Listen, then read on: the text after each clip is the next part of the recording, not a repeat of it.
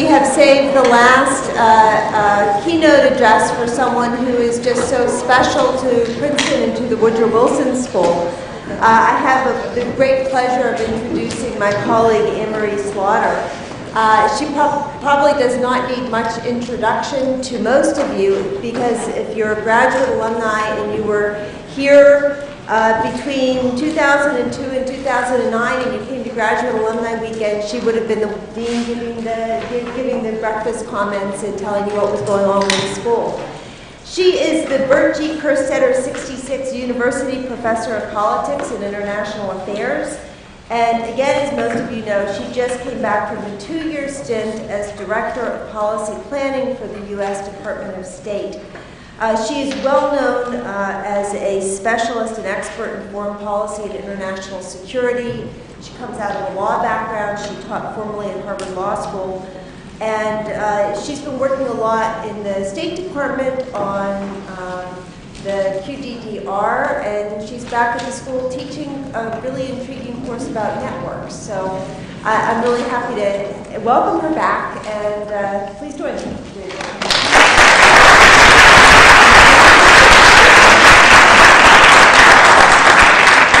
Thank you. It's wonderful to be back in Princeton. It's even more wonderful to be back in Princeton and have someone else in charge. I woke up this morning and I thought, it's the Colloquium. And I thought, ooh, it's a pretty day. That's not so good. We like a light rain, not a heavy rain, because then nobody will come out. But this pretty, and I thought, you know, I don't have to worry about that. So actually, before I start, I'd like a round of applause for the current dean and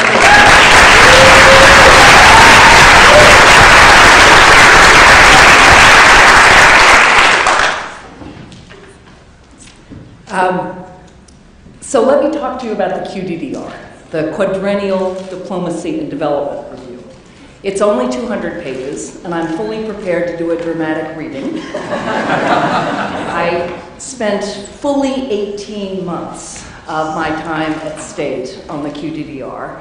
I did so because it was a document that was very important to Secretary Clinton, and because as the Director of Policy Planning, it's the kind of thing that policy planning is actually supposed to do, which is to look down the road and think about what the big issues are and how the State Department, together with the rest of the government, should organize itself, what substantive policies and what institutional measures we should take to be prepared for that. Many directors of policy planning get swept up into current crises. About the only good thing to say about my commuting arrangements, since my husband and sons were here and I commuted to Washington every week, which was not enjoyable in the least, but it did mean that I couldn't be part of the crises because I could not read intelligence on the weekends, which meant I really had to do what directors of policy planning are supposed to do, and that was, it came to fruition in this report. I want to say a couple of things about why Secretary Clinton decided to do it, and then I'm not actually going to give you a reading or even a summary. I'm going to take 7 big ideas out of it and talk to you about how those are connected to larger trends in global politics and American foreign policy.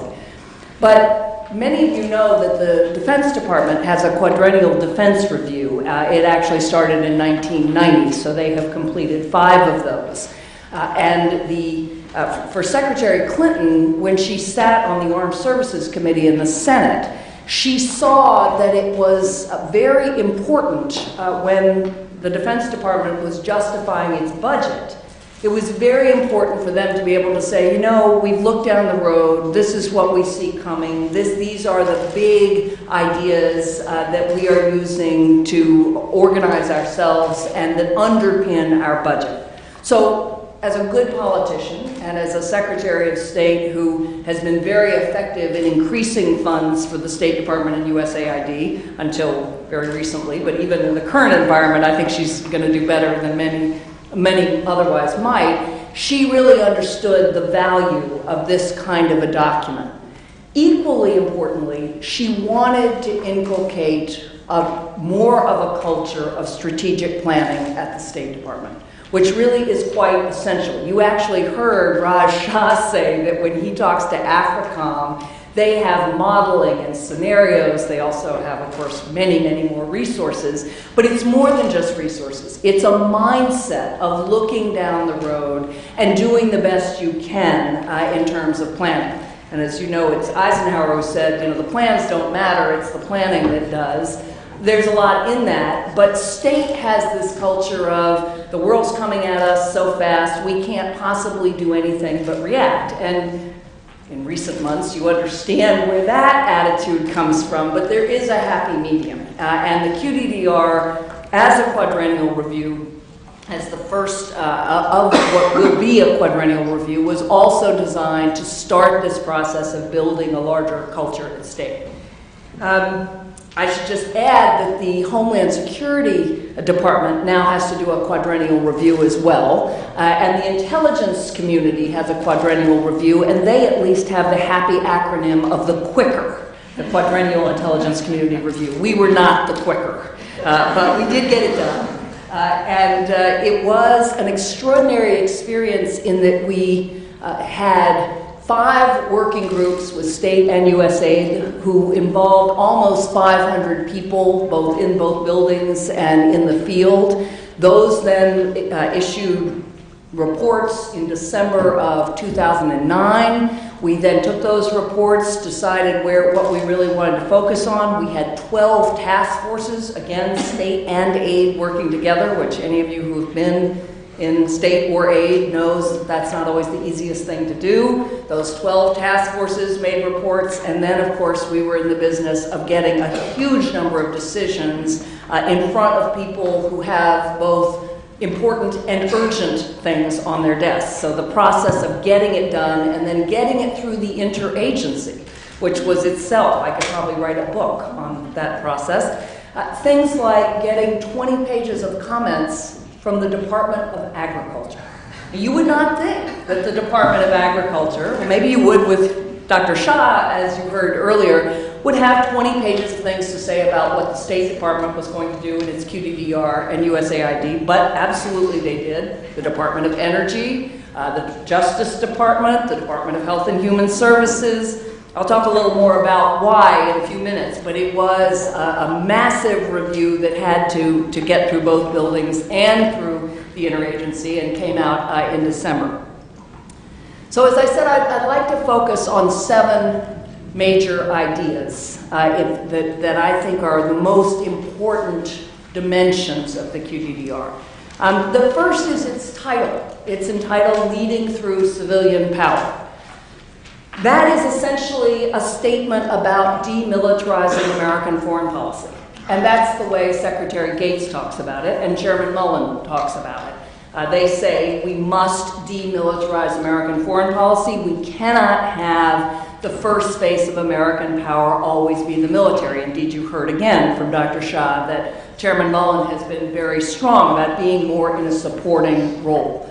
Now, they can say that because they are the military. As the State Department, we formulated that in a much more positive frame and said, look, in the 21st century, given the nature of the problems we face, given the configuration of the world, given our own values, given our resource constraints, given really the way we can be maximally effective, we have to lead through civilian power. So that's as I said, it's the title, but it really goes to a shift that I think many have recognized is overdue.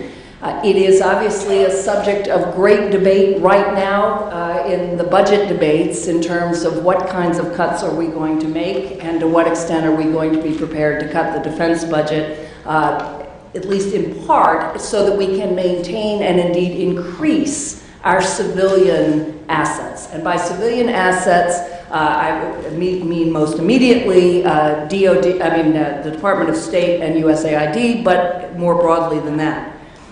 I'll just say that I think this has to be part of a broader national conversation. Was it yesterday? Friday was yesterday. Yesterday, I was in Washington at the Woodrow Wilson Center, which is now being directed by former Representative Jane Harmon, to launch an article written by two members of the military. They actually both serve on Chairman Mullen's staff, a colonel in the Marine Corps and a captain in the Navy, who have written an article calling for a new strategic narrative in the country, saying that we can no longer talk about being leaders of the free world. That actually, to our students today in the Woodrow Wilson School, means nothing.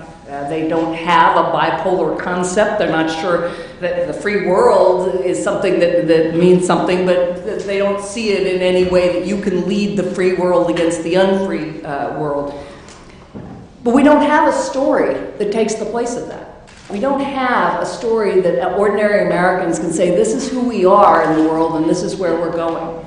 These two military officers have written a paper, and you can get it up from the Woodrow Wilson Center, that says we really need to be the strongest competitor and the most influential nation in an interconnected world. And to do that, we have to focus less on defense and more on building up our renewable resources, the underpinnings of our prosperity. Coming from two military officers, it's published as the Why article. I'm not sure it may not quite have the resonance of the X article, but the point is, demilitarizing American foreign policy is just a part of a much larger turn that this country needs to make and that we have to have a national conversation about. Coming after 9/11, the aftermath of 9/11, 10 years later, it is time to have a conversation about civilian power, civilian assets, and how we're going to lead in the world. The last thing I'll say about that is it also does mean a new way of leading. And if you've focused on Secretary Clinton's and President Obama's speeches, this has been a consistent theme, that the United States still needs to lead in most cases, not all cases, but Libya is an interesting example where unless we were on board, things weren't going to happen. But we lead in a different way. And President Obama said in his speech on Libya, he said, we created the coalitions and the conditions that allowed others to step up. That's a different vision of leadership. That is not we get out front and everybody follows. That is often we can even be a little behind the scenes. We create the coalitions and the conditions that allow others to step up, and then we step back. Not always, but in a number of cases. That's part of thinking of ourselves first as a civilian power, working with other countries, working on a wide range of issues where other countries also have to participate. So that's the first idea, leading through civilian power and the implications of that. The second is what is civilian power, and I hinted at this. I said it's obviously the State Department and USAID, but it's actually civilians across the federal government. Every civilian agency that works across borders. That includes civilians in the Pentagon, but it absolutely includes, as I said, the Justice Department, Health and Human Services, obviously all the economic agencies. Treasury has its own foreign policy and has had for a while, and the other economic agencies, but the Environmental Protection Agencies, again, energy. Really, labor, when President Obama called for a new national development policy and the White House called together the agencies that did development, 16 agencies showed up and another 10 were angry that they weren't allowed in the room. So that gives you a feel, and I think if we'd ever tried to say who does diplomacy, they'd have all shown up. We had a very interesting tussle with the Energy Department about who is in charge of energy diplomacy. And we said, well, we're the State Department, we do diplomacy, we're in charge. And they said, yes, that's very nice. We're the Energy Department, we do energy, we're in charge. And you can replicate that across the board because we do science diplomacy and health diplomacy and humanitarian diplomacy, all the various areas. So we, for the first time in the QDDR, embraced this fact. I personally found it an extraordinary circumstance that I'd written a book in 2004 that said Civilian agencies of all kinds are increasingly engaged with their counterparts around the world in what I call government networks or transgovernmental networks. This is a new infrastructure of global governance, and from the academic point of view, this looked like an absolutely wonderful thing, and I gave lots of talks celebrating how great it was that the Justice Department and Treasury and all these other places were connected to their peers around the world. And it is a good thing. I mean, if you think about a global epidemic, you'd certainly much rather that Health and Human Services or the Center for Disease Control and Prevention have their own contacts than having to go through state. But I have to say, from the State Department, it didn't look quite so wonderful. So I was actually leading this effort to figure out, all right, we've got this phenomenon, it's not limited to us, every foreign ministry in the world is grappling with it, what do we do about it? So the State Department had ignored it for a while, and as I said, Treasury's carved out its own place in economic diplomacy, and in other areas we just kept doing what we were doing. We had competed with it. One of the biggest things we had to deal with in the QDDR was the competition between the Bureau for International Narcotics and Law Enforcement and the Justice Department.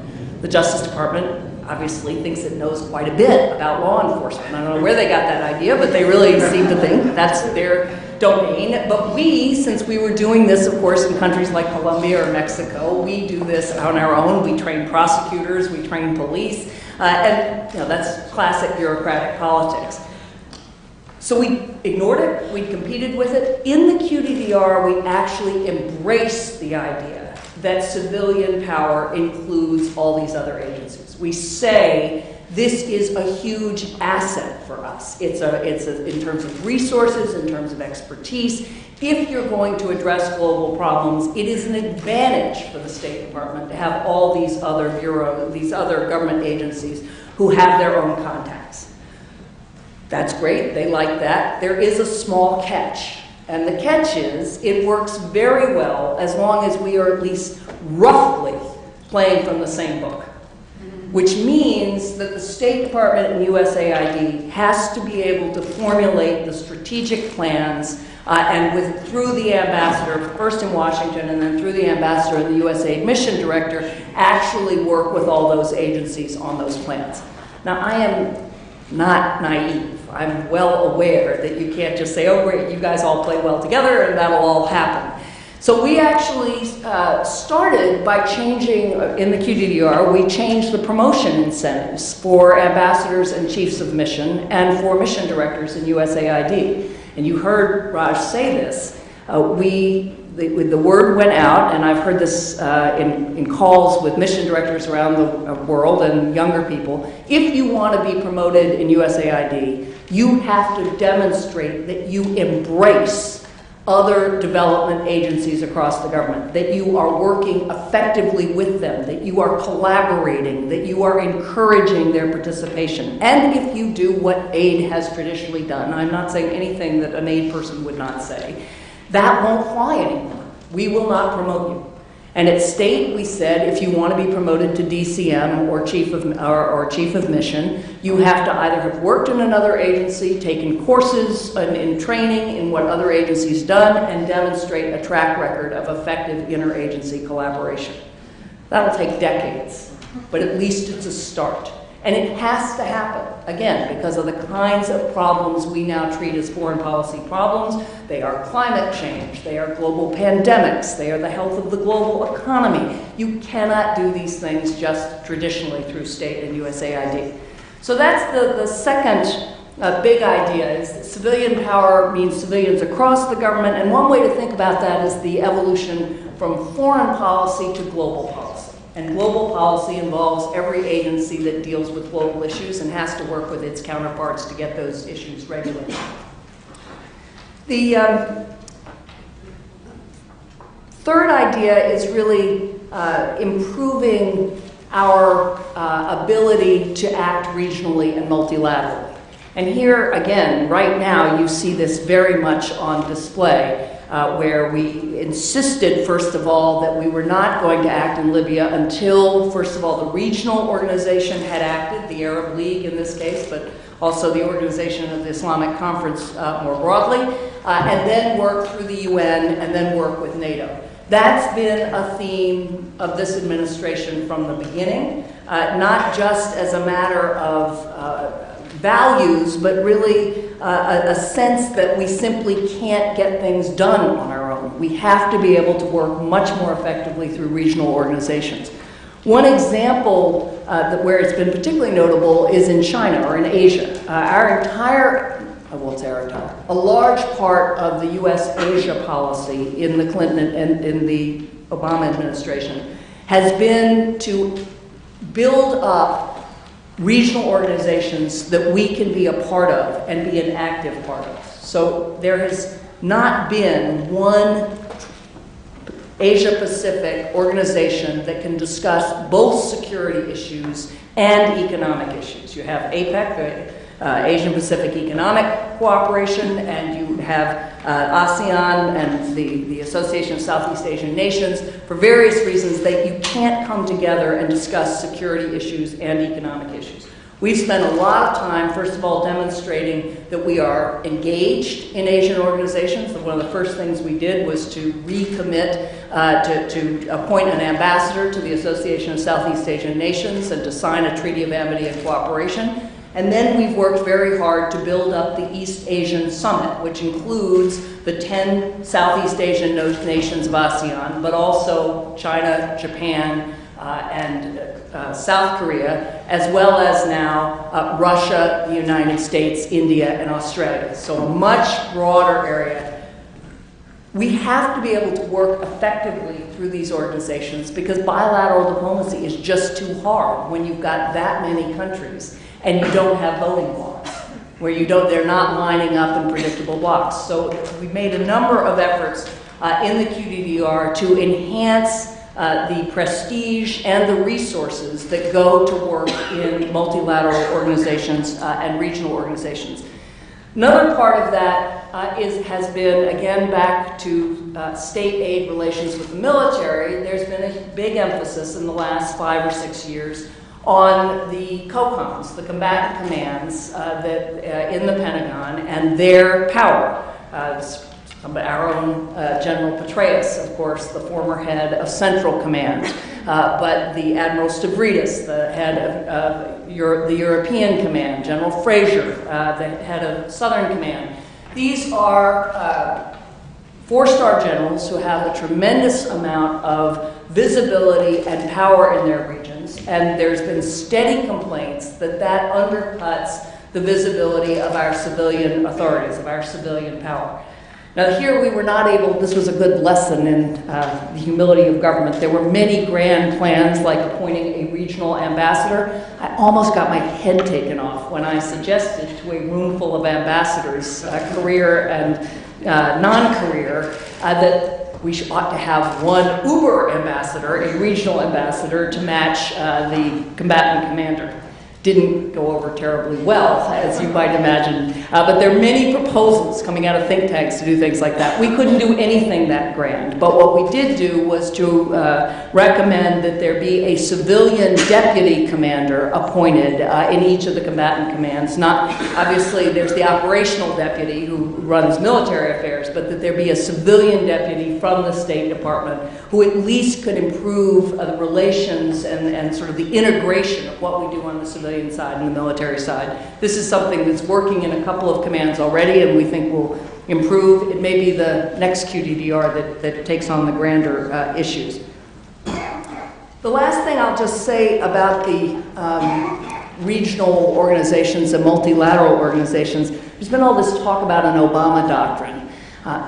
There is no Obama doctrine when it comes to the use of force. This president is far too careful and far too aware of the enormity of the use of force to have a one-size-fits-all rule about when we're going to use force.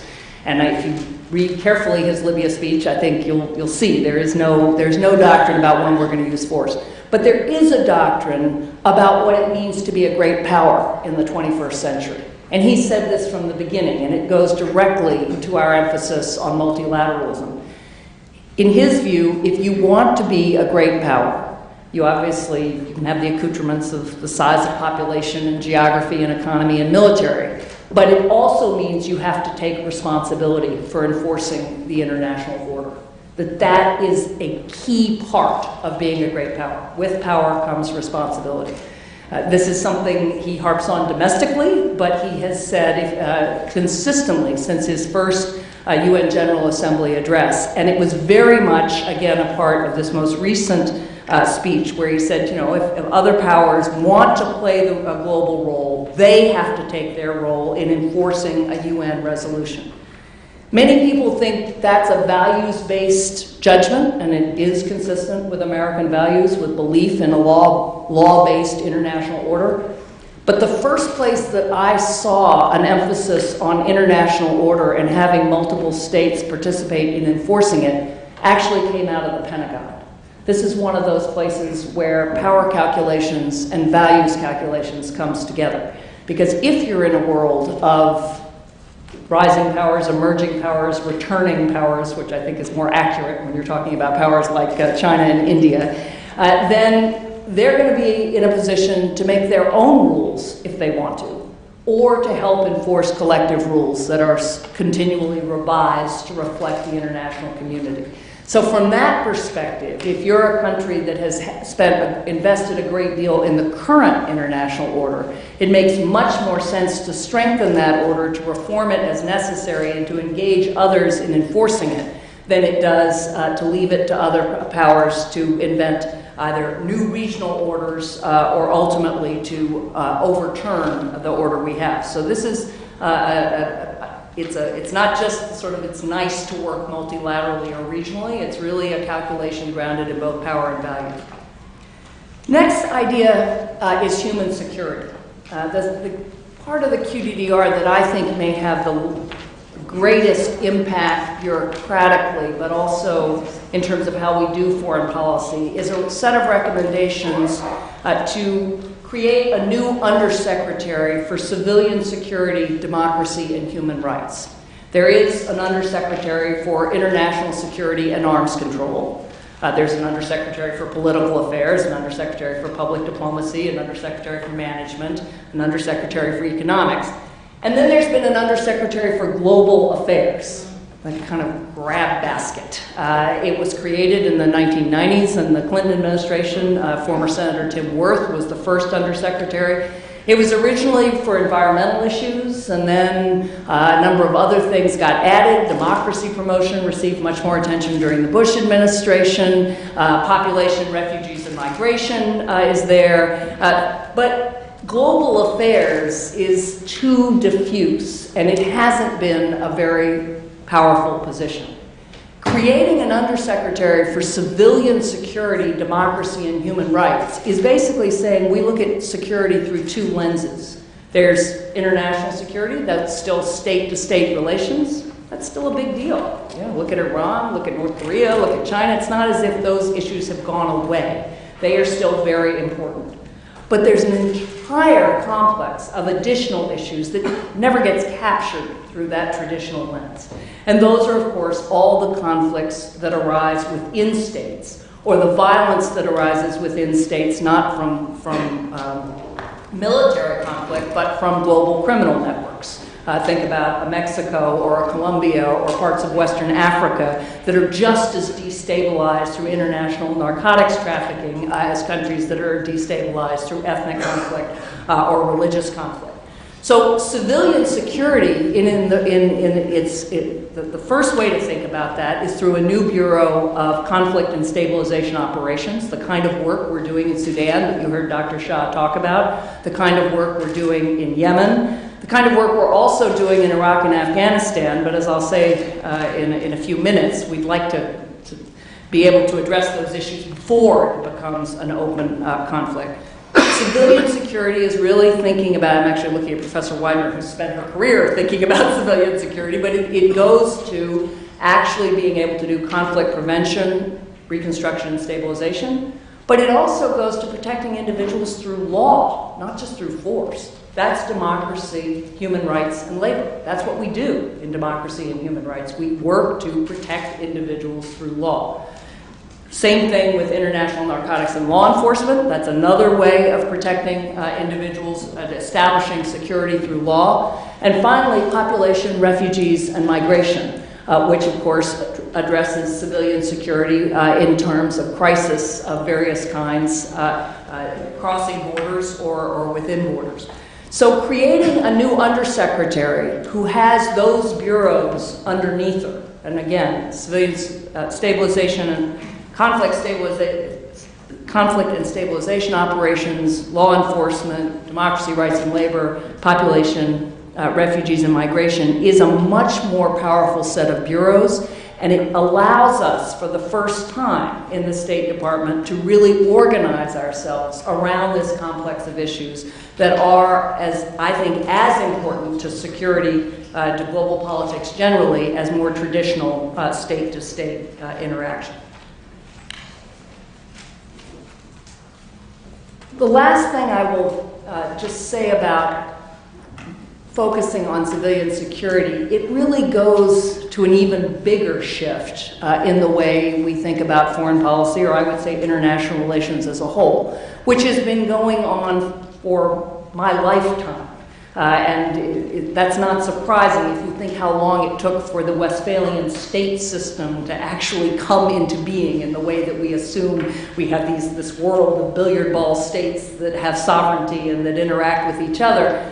We're now shifting to a world in which that's still true. I strongly believe that the state remains very important.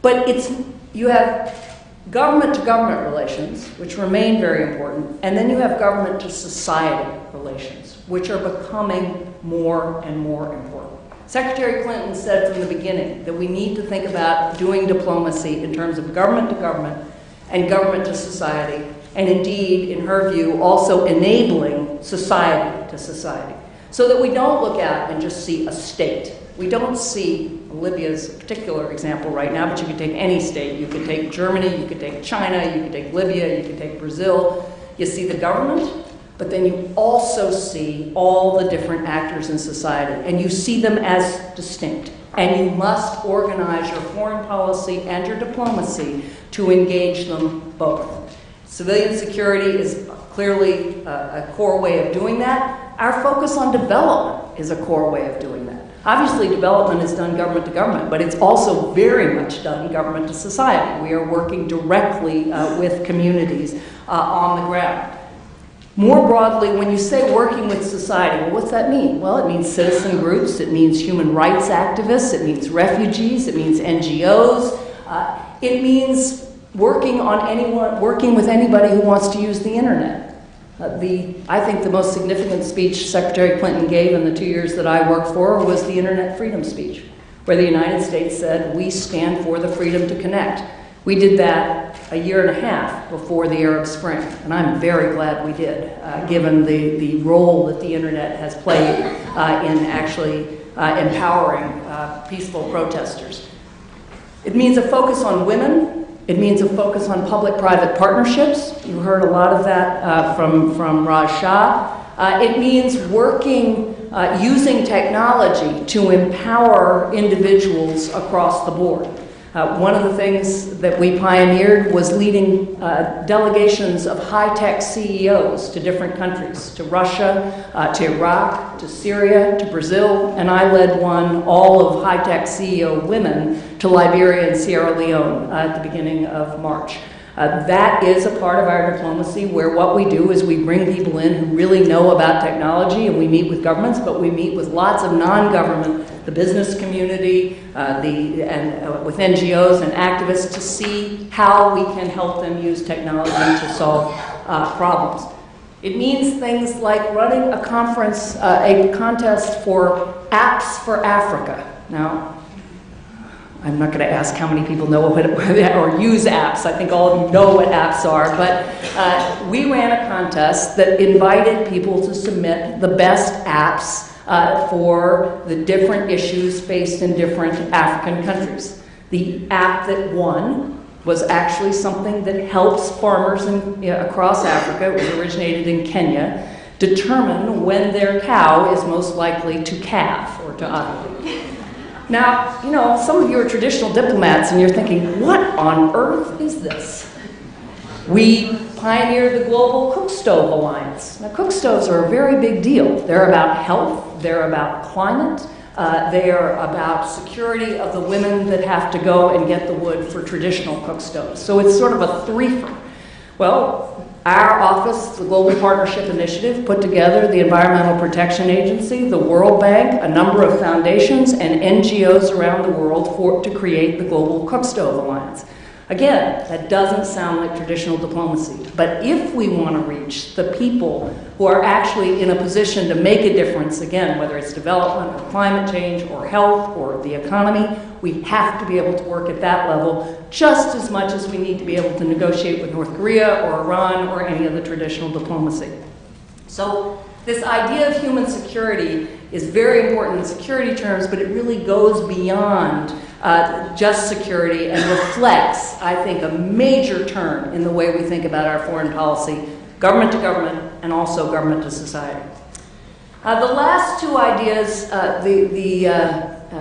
sixth is a focus on development, and I'm not going to say a great deal about that because Dr. Shah talked about all the changes at USAID, but just to say that Secretary Clinton, when she launched the QDDR, she said part of your goal is to make as many reforms as you can to lock in the emphasis and resources and privilege and priority given to development as an equal pillar of our foreign policy. The 3 Ds, defense, development, diplomacy. Development and diplomacy being in the lead, and development really being thought of not as something that other, a sort of group of experts do, something that is done more on humanitarian grounds, but something that is a core part of our foreign policy for strategic reasons, for moral reasons, and for economic reasons. And many of the changes he mentioned, we worked very closely on together. A lot of it has to do with really retooling USAID, but a lot of it also has to do with changing the State Department culture in terms of diplomacy for development. So having our highest level diplomats raise development issues in their top meetings as a top US concern. The final idea is around conflict prevention. And here again, you heard something of that. The coordinator for stabilization and reconstruction, which was set up in 2003, 2004, was set up at a time when we already had troops in the field in Iraq and Afghanistan. So the emphasis on stabilization and reconstruction assumes there's been destruction from active conflict. And that is, of course, an important part of what we need to do. And actually, we heard earlier, reconstruction under fire is still sadly something that has to be an important part of what we expect our diplomats and our development experts to do. But if we were really thinking about conflict within fragile states from a development and a diplomatic perspective, we would not start with stabilization and reconstruction. We'd start with conflict prevention. We would put many, many more resources into the kind of work we're doing in Sudan than the kind of work we're doing in Afghanistan and in Iraq. Now, obviously, we are committed to finish the job in Iraq and in Afghanistan, and finish the job is way too glib. It'll take decades, but to continue working on the civilian side in Iraq. So we have to spend those resources, but to the extent we have any discretion, we want to put those resources into conflict prevention. And that is really becoming a discipline of its own. Slowly, haltingly, but we have gathered a lot of expertise from, if you think from 1990 on, from Somalia, from East Timor, from the former Yugoslavia. There have been countless countries where we've had people on the ground who have learned through trial and error what works and what doesn't. And emphasizing that the conflict prevention within fragile states is a core State Department mission and something that has to be carried out together with USAID means creating a bureau, as I said, the Bureau for Conflict and Stabilization Operations, but it also means assembling those experts who have served in all these places and actually collecting their information and developing it as our own discipline. So that's the QDDR. There's lots more. I could as I said, it's 200 pages. There's a whole chapter on internal budgeting and planning reforms, and I know more about things like information technology and human resources than I ever expected to. But it is a document that is our effort to begin to respond to much broader shifts in the world that, as I said, that have been going on for decades, but increasingly are shaping a very different way of thinking about global politics and thinking about the way we do our foreign policy and our diplomacy and our development. And I will end on the note that people say, well, this is all very nice, but you started this document when there were the hope of many more resources. And it's true, we started it in July of 2009. By July of 2010, it was kind of apparent that those resources weren't going to be there. And by October of 2010, it was pretty apparent there was going to be a new political environment in Washington. So people say, well, so that's great. It's 200 pages. It's never going to be implemented because you don't have any resources. I don't think that's true. It's certainly true we'll have fewer resources. But what I'm talking about is our culture changes. And culture changes are often driven by bureaucratic structures. It's fashionable to say, oh, you're just changing the org chart. But anybody who's worked in a bureaucracy knows that how you're organized determines where those resources go and what you focus on. We will be able to get a lot of the major bureaucratic changes made. The reforms at USAID are well underway. And even without the resources, locking a lot of these ideas in institutionally, and above all, and this is where I'll end, empowering the people who want to do this kind of work, because they can point to an official document blessed by the secretary that says, this is what I want you to do, is, in my view, ultimately the way you make change. You can't order it, but what you can do is to empower the people who want to make it. And I will conclude by saying I would give this talk to every bureau in the State Department and every bureau at USAID. And I found a huge generational difference in the reaction. I'm not going to say under what age I got that reaction for my own sake as well. But let us just say that the newer members of State and USAID absolutely recognize that this is the world they're in, and these are the kinds of things they have to do to be part of it. I think if we can provide that umbrella, we can start the bureaucratic reforms, we can then, in 4 years, do a review that says, how did we do and how do we keep going? We will have made a real difference. And it was my privilege and honor to be a part of the administration to help get this launched. Thank you.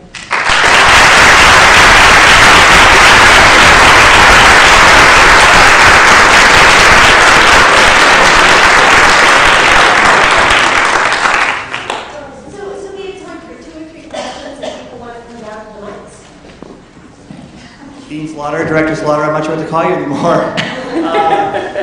I'm Richard Johnson. I'm an MPA class of 06. I'm also one of those younger generation leaders at the State Department.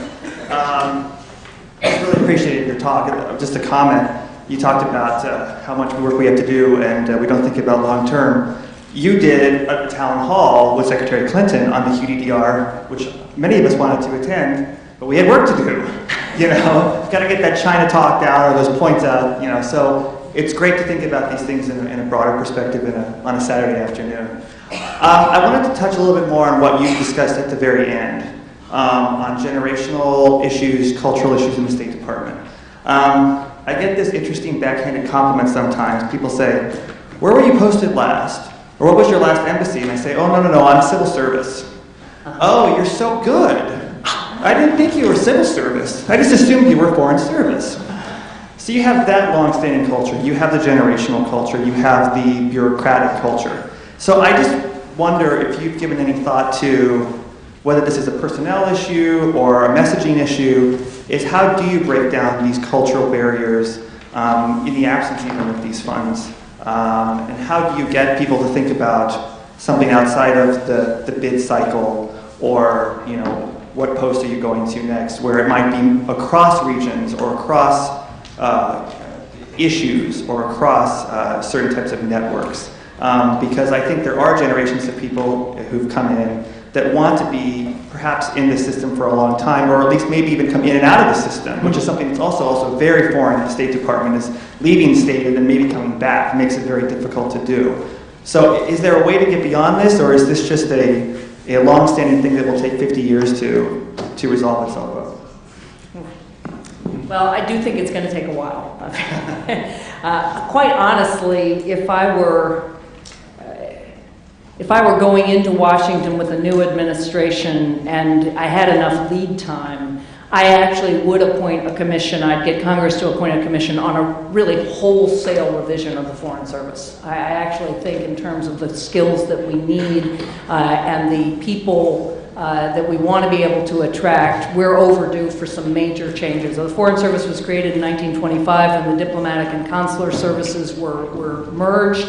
There was a set of reforms in 1980. It's now 2011. I really do think, not just us, but other countries too, we have superb Foreign Service officers. They do great work, but it is created for an era in which people thought of 30-year careers, and there is no student in this building who thinks about a 30-year career. And I'm sure your children or young people also, that's just not the way they think about it. So what we're getting is very talented people who come in and leave after 10 years. And the civil service, similarly, we did grapple a great deal with this divide. One of the things we did was to make it easier for civil servants to convert to the Foreign Service, which is sort of a backhanded compliment itself. That created a huge uproar, but at least we were able to do that, and to make it easier for civil servants to get posted abroad. But so I think we can do small things, and again, as the generations change in the Foreign Service, some of it will be easier, but you really do need a broader change to allow people to come in and out. But the only way to tackle that is, as I said, really through Congress, and it needs to be prepared. Hi, Bart. Hi, sorry. Bart Schefter, class of 06. I wonder, you mentioned that you got buy-in both from USAID and the State Department to promote individuals who can cooperate with the other agencies.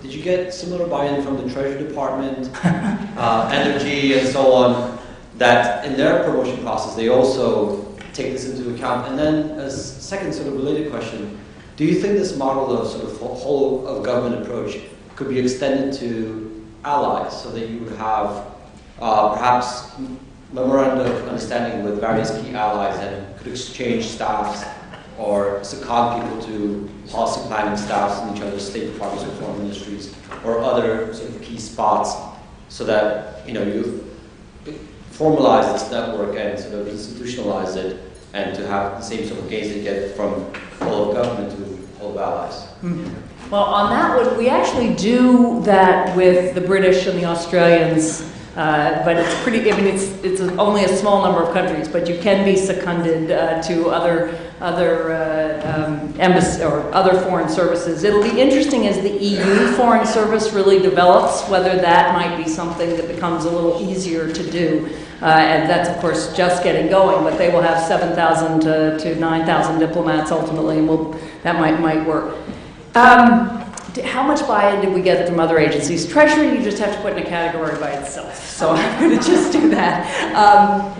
I think they're actually in the White House meetings on the QDDR, there was a remarkable amount of agreement that actually many other agencies recognized that they would be more effective if there were more integration. So I think there is buy-in at the top, and in the end this was blessed by the National Security Councils, so that does carry some weight. Again, part of it, from where I sit, I think if the State Department and USAID are more welcoming, we have the ability to bring other agencies in. And so that's where I think we start with really creating incentives for our people to work more collaboratively with others.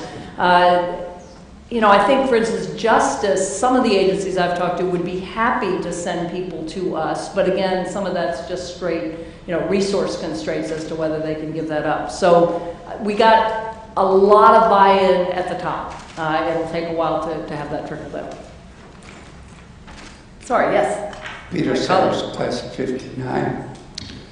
Well, first of all, I want to congratulate you on the effervescence and the freshness with which you described 7 major issues. But in the perspective of 40, 50 years in the Foreign Service and the State Department, you seem to have reinvented 7 wheels. Every administration has tried to change the culture of the Foreign Service. Your demilitarization about George Kennan started that in 1951. And every one of those major issues, we've confronted them throughout the years, including the concept of the integration of aid and state. I was the Venezuelan desk officer in 1971, and previously President Johnson dictated that aid and state got to be together and created the concept of the country director, whose planning mechanism integrated all the agencies. Well, I won't say anything more, but I think you're to be congratulated, at least for being a believer in change.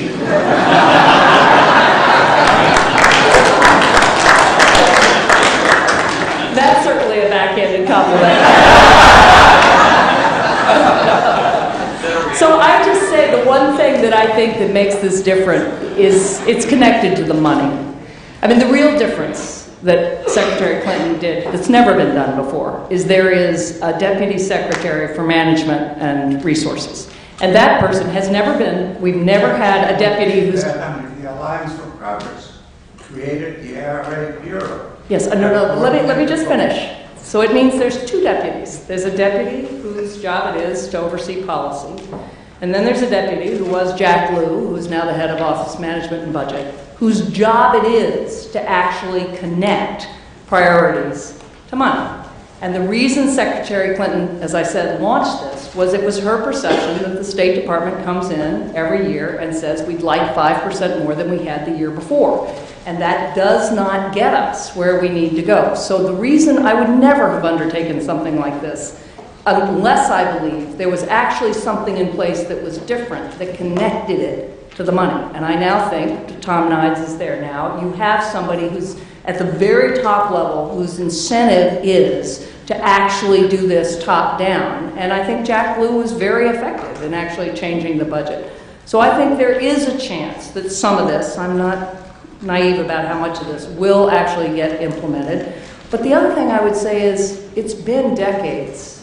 It's been decades in which the State Department has steadily lost prestige. So either we change and really have the civilian assets that we need, or we are seeing a steady militarization of our foreign policy, and that is not good for the country. Please. I don't know if this is a note that I want to end on here today, but I find this exciting and opening up a lot of possibilities, but there's parts of it that are very scary to me, and I'd like to suggest what the scariness is. I'm a great advocate for human rights, et cetera, but when you talk about this, this area of human security and working at different levels and not just between one red tape and the next man's red tape or blue tape or whatever it is, there's something frightening because in this administration it's all exciting, but in another administration it's a central intelligence agency. And I am fearful about the government, the State Department, functioning at different levels in other societies under all administrations. And I felt like I was two-headed sitting here and watching you. And yet it's exciting. Well, so that's an interesting point. I guess I'd put it this way, and you know, you're absolutely right that whenever you make changes, of course, you have to think about, you know, how they apply across the board and depending on people's political views. Although I will say, I saw a tremendous amount of bipartisan professiononalism in the State Department and USAID at the working levels. I really did. It was kind of remarkable. I guess what I would say is the best embassies and and USAID missions are already doing this. In other words, they're already out there reaching out to society. They're getting engaged in all these different issues. A large part of what we were doing was looking at what's working well, connected with what Secretary Clinton believed where we had to go, and in terms of larger policy discussions with the rest of the interagency, and then elevating that. So I don't think it's creating a carte blanche for another agency. I think it's empowering the people, as I said at the end, in both state and USAID, who are actively responding to the world they are in, and we're making it more possible for them to do that. I mean, diplomacy toward a society is not the same as collecting intelligence. We've always had that tension, whether it's government to government or government to society. But that's, this is really about building relationships with people rather than surveilling them.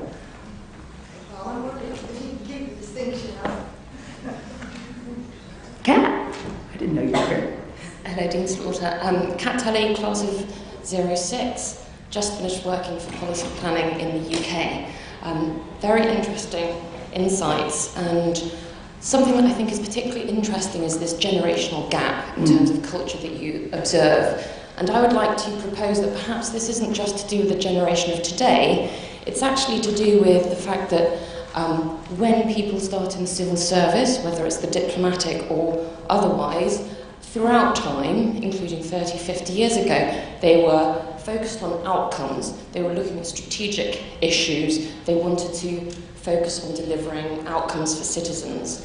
But after decades in an institution, within a department, then the framework within which you see things actually changes, your incentives change. And therefore, because of that, I wonder to what extent do you need a more radical approach to solving these issues, and that the 21st century and the challenges that are posed by it actually need, not just to change the furniture within departments, but potentially really open up the machinery of government and look at it, potentially consider privatising policy thinking as well. So just wondered about your thoughts on that. Well, as I said, I am mindful of the difficulty of doing this, but quite seriously, if I were advising a new president early enough, I really would say there's some much bigger changes I think need to be made, but they have to be made through the legislature. I mean, you can't do it from the inside, and we have done that. I mean, again, think about the impact of Goldwater-Nichols on the Pentagon. It was huge. It was transformative. I mean, they created the COCOMs, they created the incentives to cross services. It really changed the incentives to become a leader, but that had to be done through Congress. So I don't disagree with you. I think there are changes that need to be made, and they have to be done through Congress. I would say, it's just a reality of being within a bureaucracy that what we did here that I think is actually going to have the most impact was really about aligning incentives. In other words, when you tell somebody, if you're going to get promoted, you have to know of another agency, you have to have spent time in another agency, you have to have demonstrated that you can work with another agency. That's changing the incentives. The incentives now are defend your turf. Right? Somebody would come into me and say, I had a really successful meeting, I made sure that policy planning is still in charge. Well, what we're saying is, no. I want you to come back and tell me we are cooperating with this organization and that organization. If you don't do that, you're not going to get promoted. So it's at that level I think you do have to work. But I think it's limited, the amount you can do that from the inside. The last thing I'll say, though, because you mentioned the generational divide, somebody was telling, actually, Lisa Anderson, when she was here, the president now of the American University in Cairo, was saying about the Egyptian revolution and the pride that Egyptians feel in the younger generation and how they really look to the younger generation. She said, that's really not a surprise. These are the kids who've been teaching their parents how to use technology for the last 15 years. You know, how to use computers, their VCRs, of many of us are very familiar with, well, how do I use this thing? You know, you hand it to your kid. And I've been thinking about that because this really is one of those places where the younger generation is living in a different world. I mean, they call themselves digital natives. Since I'm not one, I don't know entirely what that means. But their starting points are really quite radically different. And in that sense, I do think we're obviously seeing major change across the Arab world, but I think we're going to see a lot more change in our part of the world as well as this generation or generations comes of age. Maybe that's the right hopeful note on which to end the program.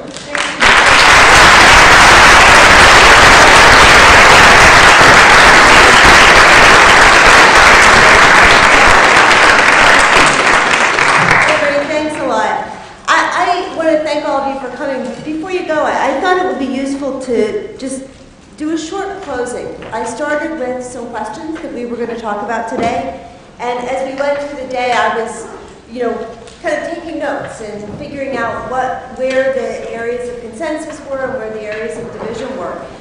So 5 points. One is, and I think this came through very clearly when Peter was talking, and also in our first panel, that anybody who is up here today would tell you that there is a moral imperative to improve lives through development and through diplomacy.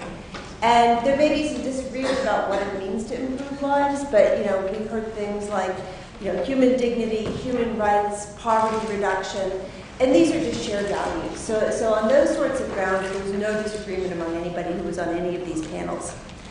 I think the disagreement that comes out, and the only really big one that I saw, was on this issue of whether external resources can come into a country and really, cause development, create development. And for those of you who were here at the first panel, we got one, a view that really strongly says, no, this is very difficult to do. Peter Bell disagreed with this, and Rothschild was not here for the first panel, but I assume he would have disagreed with it too. And, when I look at that evidence, I think, there is a question that's been put out that needs to be answered, which is how development and possibly also diplomacy influences and possibly undermines the quality of institutions within the governments in which there's outside intervention and outside foreign aid. And this is particularly true for official development assistance. After that, there were 3 sort of broad points of agreement. One, I heard a lot about private enterprise, and I think I've heard much more about private enterprise than I would have heard if this conference had been held 10, 15, 20 years ago. So we talked about foreign direct investment, Howard Pack and Ann Harrison. Rajshah talked about Frito-Lay and potatoes, and setting up, helping private enterprise to come into post-conflict settings to really try to get economies jump-started again. And then Dennis talked a lot about social entrepreneurship, which is a little bit different, but has the same sort of feel to it. The other issue that came out, I think, fairly clearly, although maybe in a smaller way, but I think could be expanded, is the idea that there's a really important role for policy to set environments where development can flourish. So Tim Reif was talking about, clear trade agreements in terms of foreign direct investments, really trying to get the environment so that things are clear and transparent. And also, I think with diplomacy, that's another area where you can play a role. Finally, and I think this was the thing that came up probably in every talk, was the importance of the creation of knowledge, of innovation, and of new technology. And I was really glad that Anne-Marie ended up talking about these new devices that our kids teach us how to use. We started off the day talking about germ theory of disease, vaccines, a lot of the work that the Gates Foundation is doing in creating new technologies to improve health and increase food productivity and other things, malaria, HIV, a high-yielding variety of seeds. And it seems clear that these are true global public goods. And efforts by government organizations, by philanthropy, to do these sorts of activities can only be a benefit. The final thing that we didn't have in the program, we talked about the role of the private sector, we talked about the role of philanthropy, aid agencies, State Department. We didn't talk about the role of universities. And I think I was glad that this idea of knowledge and innovation and technology came up, because that's an area where universities can really play a huge role. And we have creative people, they're working on great ideas. And one of the things that's wonderful about being an academic is that you have the luxury of being able to explore ideas that maybe aren't going to go anywhere, right? And you can really look at basic science and take it forward and aren't under the pressure to produce something that's going to show results tomorrow. The other thing that we do, and I think there's a lot of evidence of it sitting here in this room, is that we produce human capital, or we help produce human capital. I think the students put in more effort than we do sometimes. But the idea that we can train people who are going to work in the U.S., but also in countries around the world, is probably the most lasting and most important thing that universities can do. So I want to thank all of you for coming, because it's just great to see students who we've trained come back and share what they're doing and make us feel really good about our accomplishments. So thanks for coming.